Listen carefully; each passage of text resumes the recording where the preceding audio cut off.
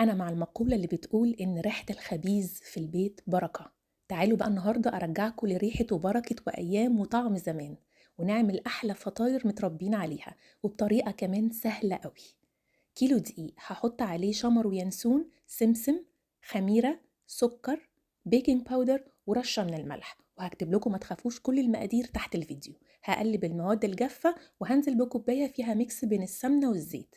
لما اتأكد ان الدقيق شرب السمنة هنزل بمعلقتين قشطة، يا سلام لو عندكم القشطة هتدي طعم جميل، وكوباية من اللبن الرايب او ممكن كوباية لبن او حليب دافي ونحط عليها معلقة خل، وهكمل عجن بمية دافية.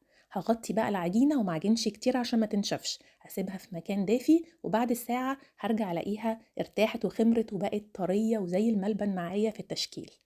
انا بحب اغطي العجين عشان ما ينشفش مني، وباخد حتة حتة اشكلها على شكل القرص وحجم القرص اللي انا عايزاها.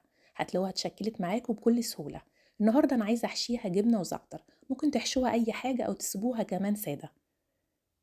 بكل سهولة هتلاقي العجينة اتشكلت معانا، وده سمك العجينة اللي احنا محتاجينه عشان لسه هتخمر شوية. الصاجات دهنتها زيت وابتديت اخبز واحدة واحدة لحد ما خلصت الكمية. عملت حبة سادة وحبة محشيين، هدخلهم على فرن لمدة نص ساعة ل35 دقيقة. حابين تولعوا الشواية ولعوا، ولما تطلعوها رشوها بمية وغطوها، وكلوا ودوقوا أحلى فطاير هتاكلوها وهترجعكم لزمن وريحة الطعم الجميل بتاع زمان. أتمنى تجربوها وبالهنا والشفا.